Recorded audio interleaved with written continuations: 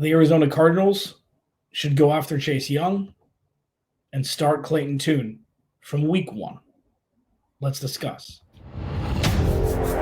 You are Locked On Cardinals, your daily Arizona Cardinals podcast.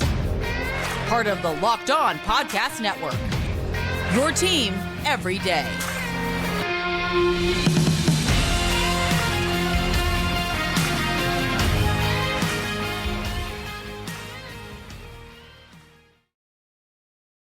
Alex Clancy here. Follow me on Twitter at Clancys Corner. Follow the podcast at Locked On AZ Cards. Thank you for making Locked On Cardinals your first listen each and every day, free and available on all platforms. At Clancys Corner on Twitter. Go to the YouTube page, man.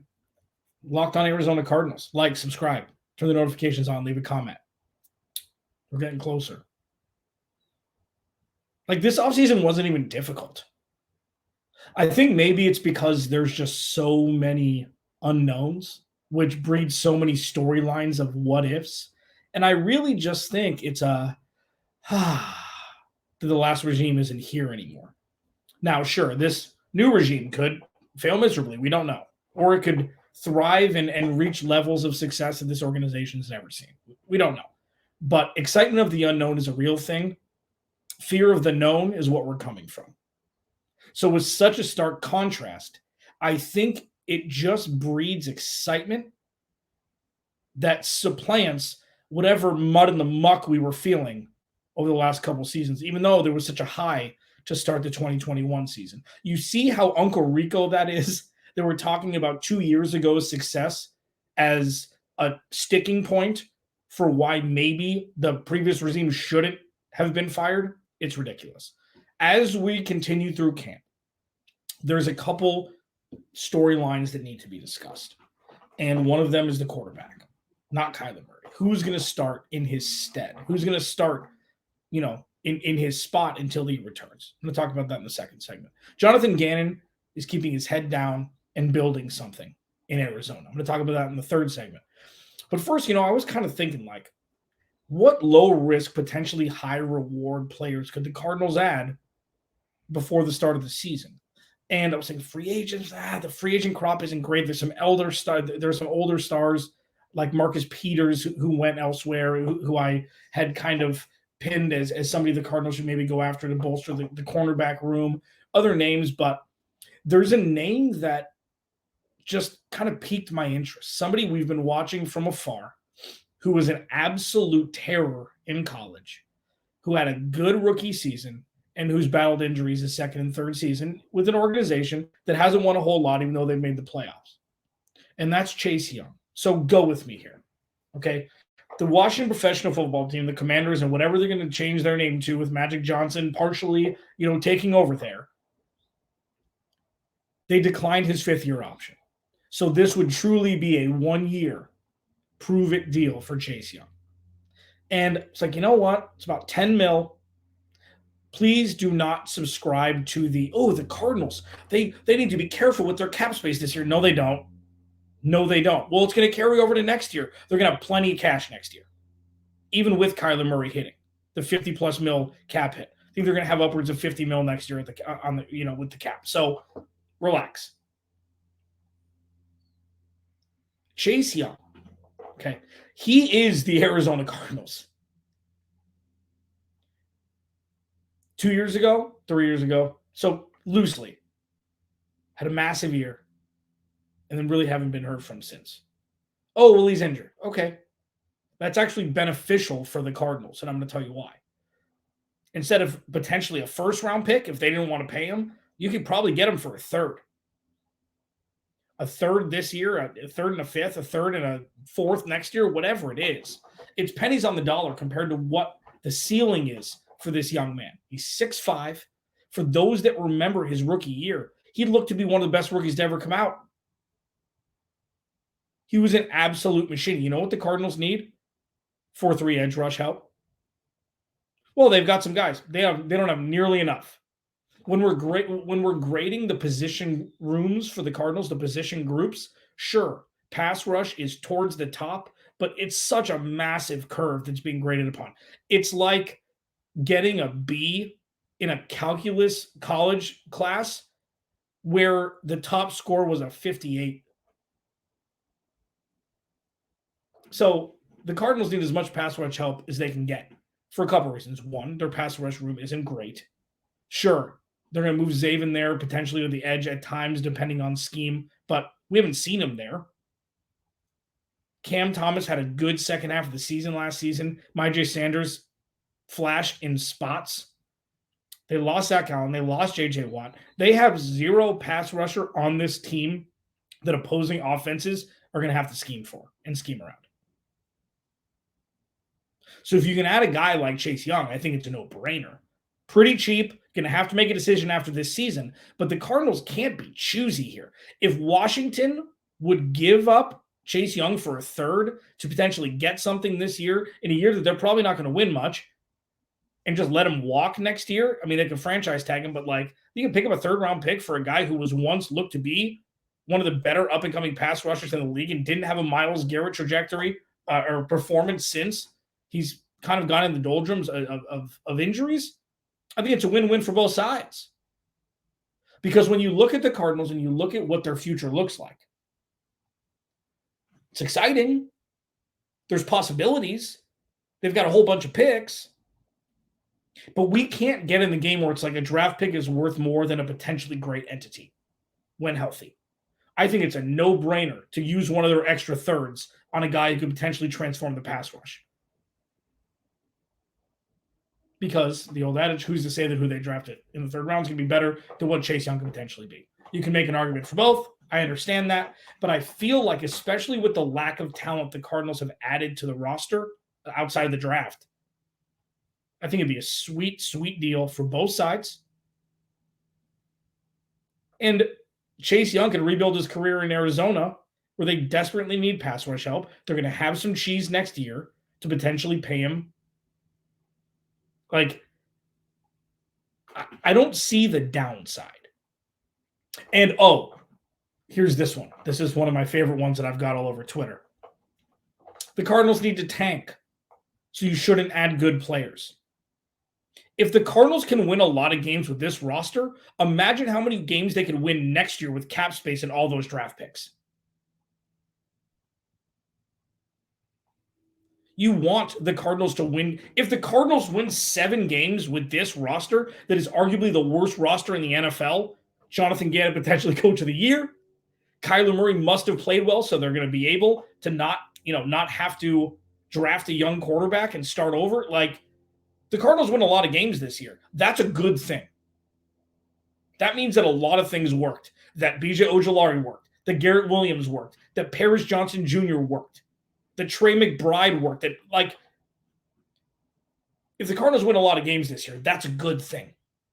It means they're one less year away from relevancy. I don't see the downside. I understand. Well, and my point is strengthened by the fact that they do have Houston's first-round pick.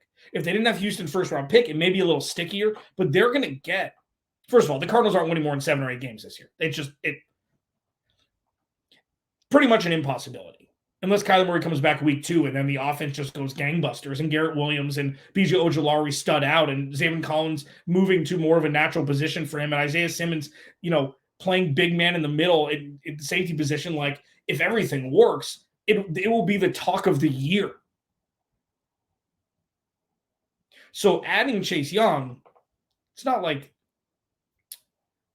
to move the needle that much for this year. But for the foundation built for the future, could be incredibly massive if the Cardinals steal him for a third-round pick, like what it would look like if he balled out this year after they traded for him.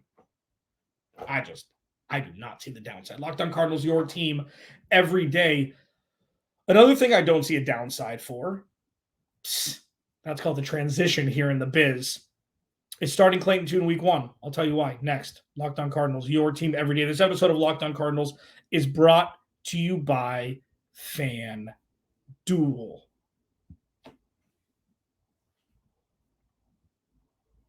FanDuel. Take your first swing at betting MLB on FanDuel and get 10 times your first bet in bonus bets, up to $200.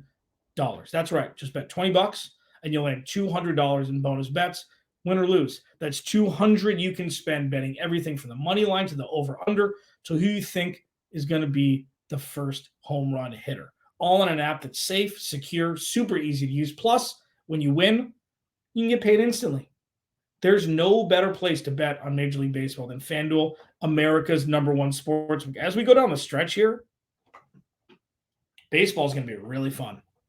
It's going to be really, really fun. There's so many storylines. Baltimore leading the AL East, and Shohei Ohtani, and Shohei Ohtani, and Shohei Ohtani. He deserves 3 mentions every time he's mentioned in a sentence. But FanDuel's got you locked for all things Major League Baseball. Sign up today and visit FanDuel.com/lockedon to get up to $200 in bonus bets. That's FanDuel.com/lockedon. FanDuel, official partner of Major League Baseball. Locked On Cardinals. Alex Clancy here. Follow me on Twitter, Clancys Corner. Follow the podcast at Locked On AZ Cards. I got to sing a little bit. We're getting closer. Go subscribe to the YouTube channel if you don't already. It's easier to watch than listen, right? And listen and watch. You can watch my big dumb face and pair it with wherever you get your podcasts. Be a good experience, I think. So here's the thing. The Cardinals need help across the entire roster. And that's okay. I mean, that's not a bad thing. That's just where they are right now. And I think Chase Young would be a massive addition. 6'5". I mean, just a big, big man. And if he could stay healthy, I mean, you see this all the time. Player injured, had one good year, injured, place was drafted, goes somewhere else, and then, injury. There's a lot of things with injury that are just luck. He's a bit, I think it'd be a massive, massive addition for the Cardinals. And I think it's a low risk one. It's a lottery ticket. 3rd round pick for potentially a guy who can transform your pass rush or add to the transformation of it. I think it's a no-brainer. Another no-brainer. The Cardinals need to start Clayton Tune week 1. And here's the thing. With a lot of quarterbacks coming out who aren't ready, a lot of quarterbacks coming out to just, they don't want to be in college anymore, all the transfer portals, maybe there's potentially a young stud coming in or somebody waiting that could potentially take their job, but they're still NFL ready or almost. There's so many different things that surround a young quarterback coming into the league. And in this situation specifically, I think it's perfectly tailored to Clayton Tune starting. Couple reasons. One, Colt McCoy should never start an NFL game again, unless it's injury midseason. It's just not. You cannot usher in Arizona Cardinals 2.0 with Colt McCoy starting week 1. You just can't. You just can't do it. And what he's done for this team, what he's done for the locker room, one of the best signings Steve Keim made. Without a doubt. Without a doubt. And he's been serviceable. He went 2-1 with Kyler Murray out a couple of years ago. He's played well for the Cardinals, especially as a backup. But backups have higher floors than bad quarterbacks and lower ceilings than good quarterbacks. That's just the way it is. That perfect little sweet spot. So when you talk about Colt McCoy, perfect, hold the clipboard. If Clayton Tune plays bad, you bring him in then. But I feel like Clayton Tune, there's a couple things. If you're not aware of his history, okay? Clayton Tune played all 4 years at Houston, okay? He threw for over 4,000 yards and 40 touchdowns last year as a senior. And his defense was awful. So that's the reason why they lost 5 games. I mean, he isn't just a guy who played 2 years, had 1 good year, and he's like, let's try it. Houston quarterbacks throw the ball a lot. Houston quarterbacks put up a lot of points. It's different bringing in a 4-year guy who threw the ball 17 times a game in college. That's not this. Clayton Tune's ready to play football. He's ready to play in the NFL. And barring, look at what's happened with Zach Wilson last year. I know he was number 2 overall. I get all of those things. Okay, I understand all of it. But I feel like, especially with knowing the limitations of Colt McCoy and the other, not so great quarterbacks the Cardinals have on their roster, I think it's a no-brainer.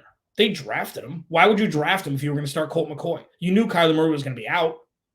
Doesn't make a whole lot of sense. The kid can command an offense. He's done it for 4 years. You can't fake 4,000 yards and 40 touchdowns in a pseudo power conference in college football. I just don't. This day and age, college football players, college quarterbacks are already a lot faster. But on top of that, Colt McCoy's look not so great in camp. There's zero, I wish Trace McSorley was ready to ball last year. I've said this about Trace McSorley. I talked with Kevin Ostreiger from Locked On Ravens, who obviously got a close look at him when Lamar Jackson got hurt a couple years ago, and Trace played a couple games, almost brought him back. I think it was against Pittsburgh on a Wednesday with the schedule thing with the pandemic. Trace McSorley did everything right except for throw the football well. He looked like a star quarterback. His mannerisms, his poise in the pocket, his ability to extend plays and run and use his legs until he just actually let go of the ball, didn't go where it was supposed to, more than the other side. But with Clayton Tune, it's you know what? He's got poise. He knows how to play football. It's just one of those things where it's a 0 lose and 0 win situation. Let me explain what I mean. And I tweeted this out. It's a both are best case scenarios and both are worst case scenarios. So best case scenario, Clayton Tune comes out, loses a bunch of games. Cardinals have a high draft pick. Best case scenario, Clayton Tune comes out and he's an absolute diamond in the rough and just starts hucking it with this offense. And they're putting up 25 points a game before Kyler Murray comes back. Far-fetched? Sure. Possibility with what he did his senior year of college? Yes. Win a bunch of games, loosely defined. Worst case scenario. Clayton Tune comes out, it's terrible. So you got to play Colt McCoy. Wait for Kyler Murray to come back. Worst case scenario, Clayton Tune wins a bunch of games and the Cardinals are out of contention for a top 5 pick. So you see, it's a damned if you do, damned if you don't for both sides of the scenario with Clayton Tune. But it's going to be a lot more fun. It's going to be a lot more organic. And I feel like with where the Cardinals are right now, starting him is kind of saying goodbye to the old Cardinals, come what may. Goodbye to the Arizona Cardinals of old. This is a new regime. Taking chances with a late-round rookie and just saying, you know what? Let's see what happens. Let's roll the ball out there and see what happens. And I feel like that just for everything. And listen, if it doesn't work, you yank him. If it doesn't work, you yank him. If he's not ready. But the second overall pick looked that bad for a large portion of a season. Can't look worse than that. And if it does, you got Colt McCoy. It's win-win. I would start the kid, and I don't think it's close. Locked On Cardinals, your team every day. Jonathan Gannon is doing exactly what he's supposed to be doing with other coaches, calling out former coaches for not doing a good job. Jonathan Gannon is keeping his head down. He's fixing what Steve Keim and Kliff Kingsbury broke, and he's ushering in his new regime with a quiet resolve that's exactly what the doctor ordered for the Arizona Cardinals. I'll unpack more as we roll on here. Thursday edition, Locked On Cardinals. Everydayers, thanks for hanging. One more segment. Now, segment and segments, same thing. I know a couple of you were worried. Locked On Cardinals, your team every day. Follow me on Twitter at Clancys Corner. Thanks for hanging out. Thanks for making Locked On Cardinals your first listen each and every day, wherever you get your podcast and on YouTube. This is going to be exciting. This entire season is going to be exciting. First of all, because we get to watch football. Second of all, we're going to get to see Jonathan Gannon on the sideline, hopefully just silence the naysayers who just forget how great of a defense he coached with one half of football in the Super Bowl against the best quarterback we've seen since Tom Brady.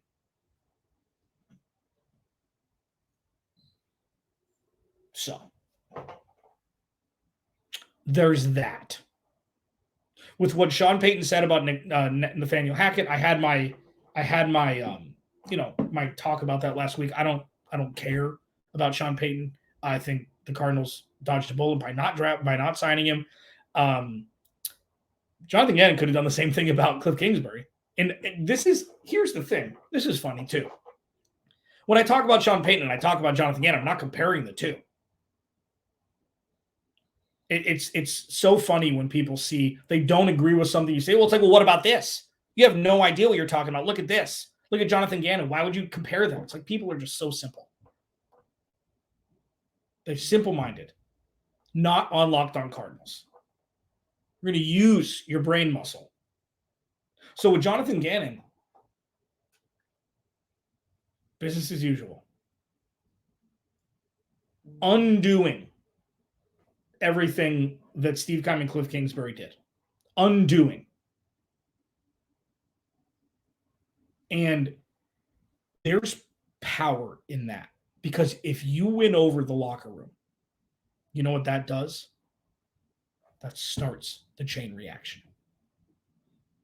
You have to start from step one. You have to gain the trust of your new players. You have to gain the trust of your coaches. You have to gain the trust of the stars in the locker room that really sway one way or the other where things are going when things are going tough. Listen to coach. Nobody's late. No cell phone breaks. What Jonathan Gannon is doing so far through camp is ushering in what a leader of a professional football team should look like. Quietly. Answering questions, moving on. The thing is, this is where the tough part begins. And obviously being a head coach is tough. Like, come on.